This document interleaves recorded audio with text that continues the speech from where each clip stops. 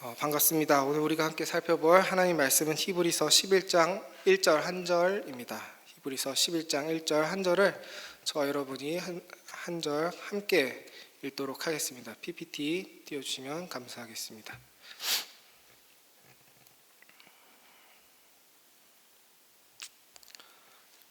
네, 오늘 설교 제목은 실체 있는 믿음입니다. 함께 읽겠습니다. 시작. 믿음은 바라는 것들의 실상이요 보이지 않는 것들의 증거니. 아멘. 해마다 유행하는 시대 정신이라는 게 있습니다. 요즘의 작가들은 특히 그 관심이 미래에 꽂혀 있는 것 같습니다. 미래에 무슨 일이 있을 거다 하면서 꼭 하는 말이 제대로 대응을 하지 못하면, 준비를 하지 못하면 망한다, 다 죽는다. 이렇게 더 미래를 자극적이고 비관적으로 표현하는 작가가 더 주목을 받는 것 같습니다. 그런데 이런 요즘의 시대 정신을 예전과 비교해 보면 좀 다른 점이 있어 보입니다. 아까도 얘기했듯이 요즘의 책들은 어두운 미래를 예측하고 그 상황 가운데 나를 어떻게든 끼워 맞추는 방법을 권합니다. 자꾸 우리 보고 뭘 알아야 된다고 합니다. 인터넷에 대해서, 주식에 대해서 등등 자꾸 변하는 상황 속에 나를 푸시합니다. 그런데 몇 년 전에는 그런 것이 유행이 아니었던 것 같습니다. 지금처럼 외부적인 힘에 굴복하고 적응해라라는 것을 권하는 것이 아니라 외부적인 힘을 나의 내면적인 힘으로 격파해라라고 가르쳤던 것 같습니다. PPT 띄워주시면 대표적으로 긍정의 힘 이런 게 있겠죠. 제가 긍정의 힘과 그 다음에 왔던 잘 되는 나 그 책 다 읽어봤는데 기억에 남는 게 이 저자가 주차장에서 빈 곳을 찾아 헤매다가 긍정의 힘을 발동했다고 합니다. 빈자리가 나올 거야 하면 빈자리가 탁 나와서 자기가 딱 들어갔다. 그래서 자기 아들한테 자기 몸에 손을 대보라고, 이 잘 되는 나의 기운이 너한테 전달될 거라면서 이런 얘기를 했다고 하는 걸 제가 본 적이 있습니다. 여러분은 어떠신지 모르겠습니다. 전 주차장에 빈 곳이 있으면 가보니까 꼭 모닝 같은 거, 경차 같은 게 주차돼 있더라고요.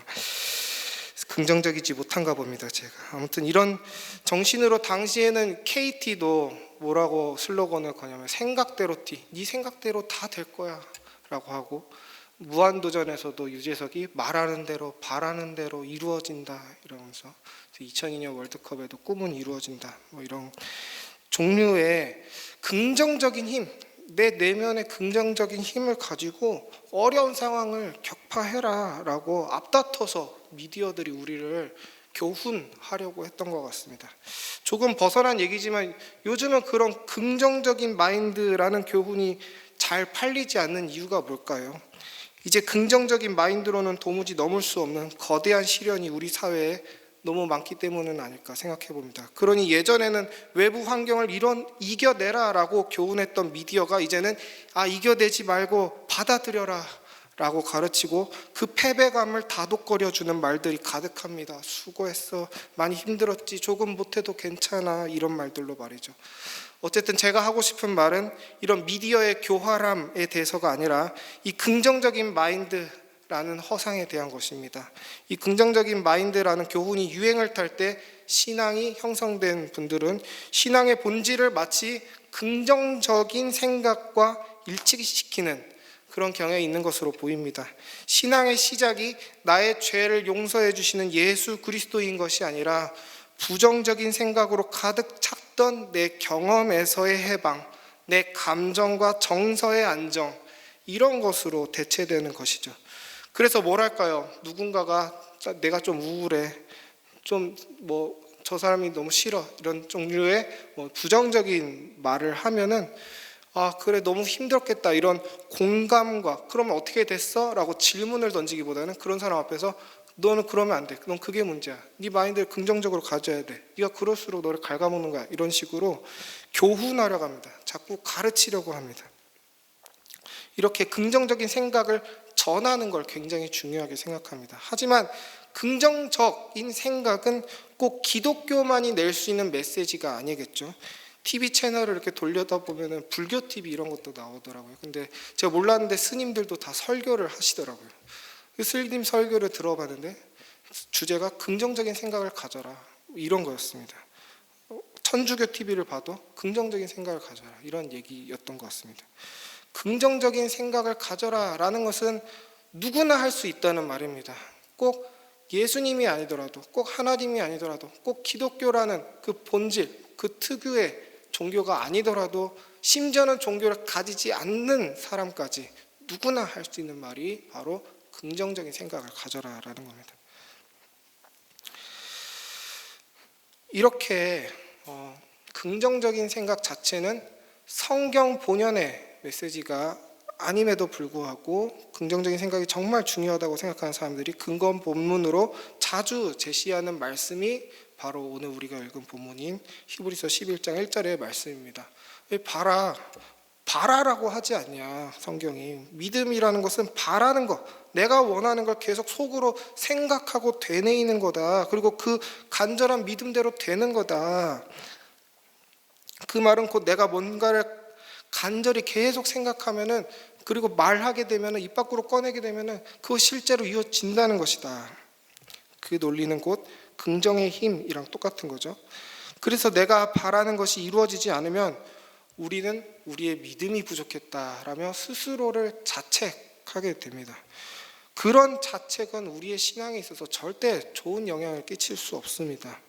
그럼 정말 과연 그렇게 많이 인용되는 히브리서 11장 1절은 긍정의 힘을 옹호하는 구절일까? 한번 살펴봤으면 좋겠습니다. 먼저 히브리서 11장 1절이 속한 그 성경의 문맥을 한번 살펴봅시다. 히브리서는 알 수 없는 저자가 쓴 편지라고 할 수 있습니다. 이 편지를 받는 교회는 알 수 없지만 핍박과 고난 속에 있는 상황으로 보입니다. 그리고 이 알 수 없는 저자는 이 교회의 핍박과 고난, 그리고 투옥되는 그 상황 속에서 이 교회를 격려하고자 이 히브리서를 썼습니다. 이 저자는 예수 그리스도를 통해 교회를 격려하라고 합니다. 예수 그리스도입니다. 긍정적인 사고를 가지라는 말을 통해서 위로 및 격려하는 게 아니라 예수 그리스도로 격려하려고 합니다. 1장에서 10장까지의 내용에서 예수님의 우월성을 계속 강조합니다. 예수님이 천사나 모세나 대제사장이나 그 어떤 제사보다 중요하시기 때문에 교회는 마땅히 아무리 어려운 상황 속에서도 예수님의 그 복음에 순종해야 하고 그의 능력을 신뢰해야 된다고 합니다. 1장에서 10장까지 계속 예수님만 저자가 자랑하다가 바로 그 다음 절에서 하는 말이 믿음은 바라는 것의 실상이다 라고 하는 것입니다. 이 문맥상으로 볼 때 11장 1절은 과연 긍정의 힘에 대해서 말하는 것일까요? 분명 콘텍스트는 교회가 받는 박해와 그리스도의 우월성이었습니다. 근데 여기 어디에 뚱딴지 같이 긍정의 힘이라는 주제가 들어갈 만한 공간이 있다라는 겁니까? 없는 것이죠. 이단들이 제일 잘하는 일이 바로 문맥 잘라 먹기입니다. 자기 마음대로 문맥을 잘라서 그 절이 진정으로 뜻하는 바를 무시하고 자기가 하고 싶은 말의 근거로 삼는 것이 이단들이 제일 잘하는 일이죠. 같은 말도 문맥 없이 들으면 완전히 다른 말이 되는 것입니다. 그리고 11장 1절 이후에는 이제 여러 믿음의 인물들이 나열됩니다. 이들은 믿음으로 승리한 자들입니다. 이들의 믿음이 현실이 된 것과 긍정의 힘에서 소위 소망하는 것들, 예를 들어 앞에서 나왔던 것처럼 주차 공간을 찾는 등등의 그런 복은 완전히 다른 것입니다. 땅에서 잘 되는 것을 구하는 것이 지금 이 믿음의 인물들이 얻은 것이 아니라는 것입니다. 긍정의 힘에서 소망하는 것은 보통 보이지 않는 것을 소망하는 것이 아니라 보이는 것을 소망합니다. 내가 잡을 수 있는 것을 소망합니다. 그 소망은 내 마음에서부터 시작됩니다. 내가 원하는 것, 하나님이 아니라 내가 바라는 것, 나에게 필요한 것, 긍정의 힘은 그런 것을 소망하라고 하죠. 하지만 본문 속 믿음의 인물들의 소망은 절대로 자기 자신으로부터 시작된 소망이 아닙니다. 하나님의 뜻과 하나님의 소망으로부터 시작된 것입니다. 예를 들어 11장 7절에 노아의 방주는 노아가 원해서 지은 것이 아니죠. 노아가 난 방주를 지어야 해서 그 발상이 노아로부터 시작된 것이 아닙니다. 하나님의 명령, 하나님의 말씀으로부터 시작되는 것이죠. 죄된 세상을 멸하시려는 하나님의 뜻이 노아가 가진 믿음의 출발이었습니다. 11장 24절에서 모세는 눈에 보이는 소망을 저버린다라고 합니다. 대신 무엇을 선택했습니까? 26절에 고난받기를 선택합니다. 당시엔 눈에 보이지 않았던 그리스도를 믿음으로 모세는 자기의 안락함을 포기했다라고 합니다. 이것이 긍정의 힘이 말하는 그 복이랑 너무나도 다른 것 아니겠습니까? 누구의 뜻을 이루기 위해 소망하는 것입니까? 자기의 뜻이 아니라 하나님의 뜻, 하나님의 필요, 하나님의 소망인 것입니다. 그러므로 11장 1절 전의 문맥으로 보나 11장 1절 후의 문맥으로 보나 11장 1절은 절대 긍정의 힘이 아니라는 것입니다. 11장 1절은 나의 밝은 미래에 대해서 긍정하는 것이 아닙니다. 그럼 11장 1절이 말하려고 하는 바는 무엇일까요? 하나님이 정해두신 미래에 대한 긍정입니다.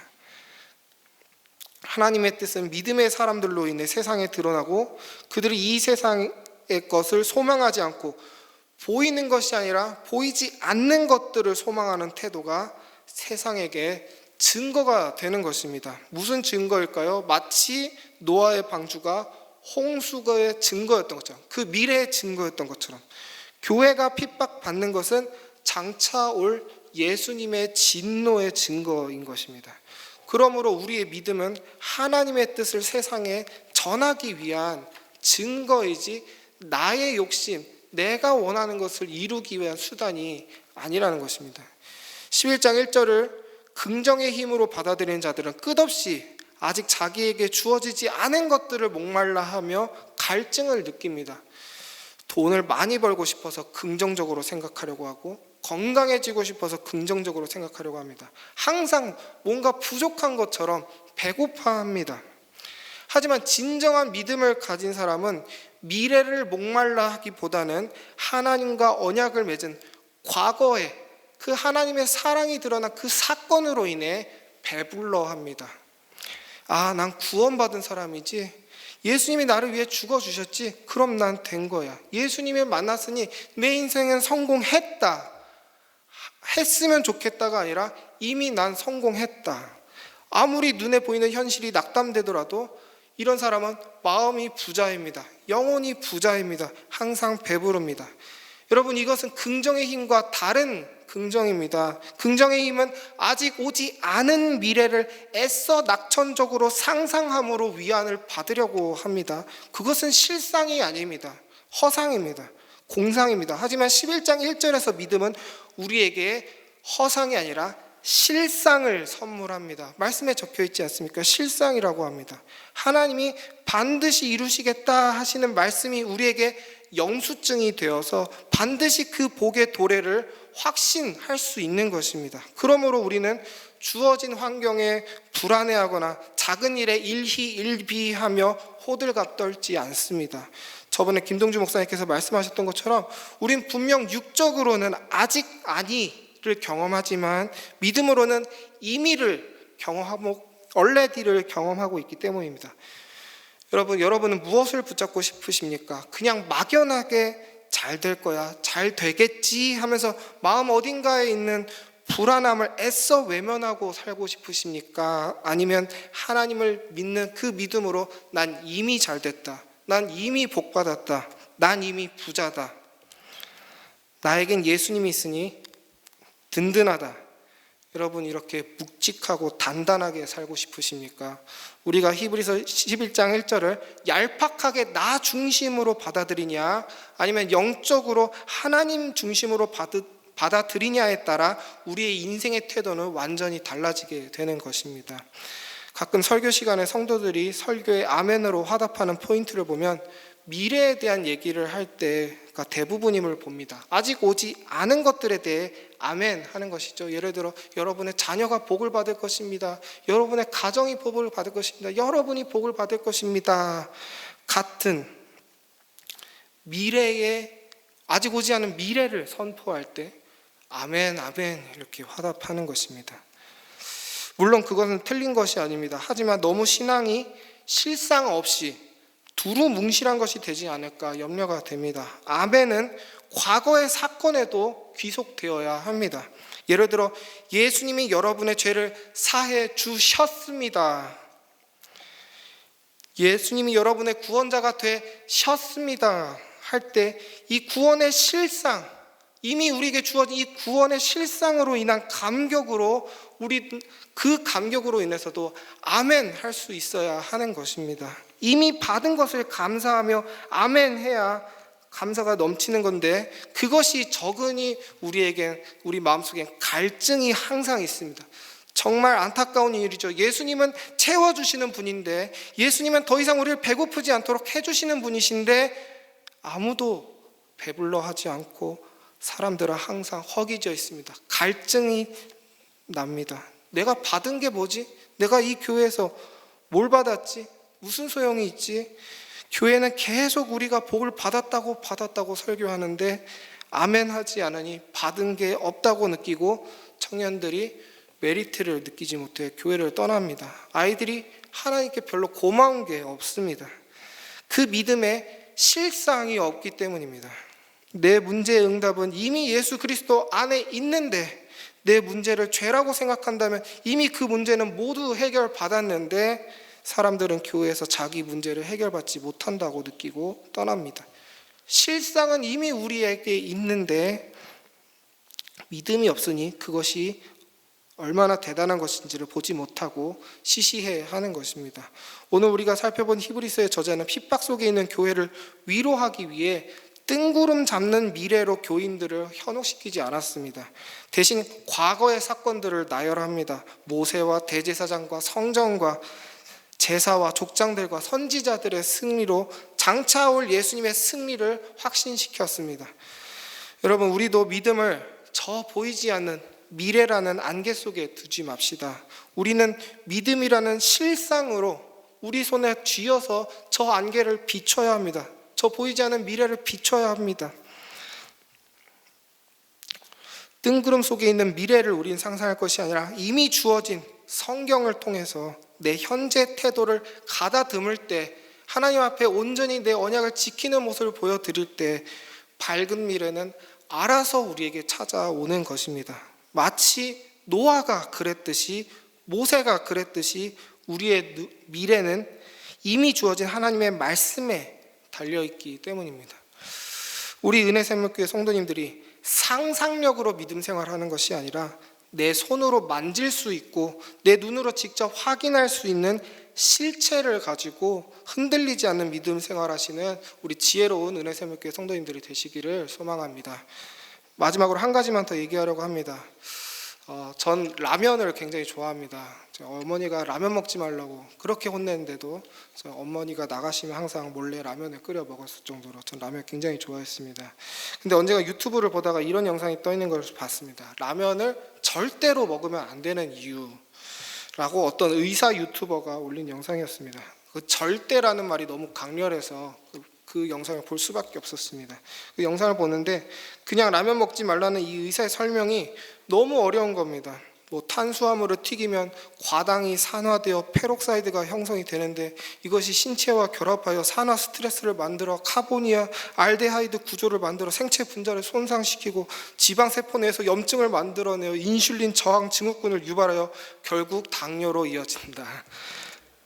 라면 먹으면 그냥 당뇨병에 걸린다 라는 간단한 말인데 너무 어렵게 설명을 하더라고요. 그런데 그 의사가 자기 설명이 어려웠던 것을 의식했는지 마지막에 이렇게 정리합니다. 여러분, 제가 했던 말 다 까먹으시고, 그리고 제 말을 믿지 마십시오. 믿지 말고 지금 바로 라면 드시고 내일 혈당 체크해 보십시오. 반드시 혈당 올라 있을 겁니다. 이렇게 말한 겁니다. 저는 이 말을 듣고 정말 의사스러운 말이다라는 생각을 했습니다. 믿지 말라고 합니다. 자기의 말을 믿지 말라고 합니다. 믿지 말고 확인해라. 네 눈으로 확인해라 라고 하는 겁니다. 여러분, 의학은 믿음의 문제가 아니죠. 필연성의 문제입니다. 라면을 먹으면 혈당이 오르는 것입니다. 내가 믿어서 혈당이 오르는 게 아니죠. 그렇게 되어 있는 것입니다. 이 안에 감정이나 믿음의 문제가 개입할 수 없습니다. 콩을 심었으니 콩이 나는 것이고 팥을 심었으니 팥을 나는 것과 같은 이치입니다. 믿음의 영역이 아니라 관찰의 영역인 것입니다. 그런데 오늘 보면 11장 1절에서 믿음도 이 의학과 같은 원리를 지니고 있는 것을 볼 수 있습니다. 믿음을 설명하는데 어떤 우리가 흔히 생각하기를 마음, 감정 그런 종류의 단어가 쓰이고 있지 않습니다. 존재하는 것은 오직 실상, 증거 이런 단어들입니다.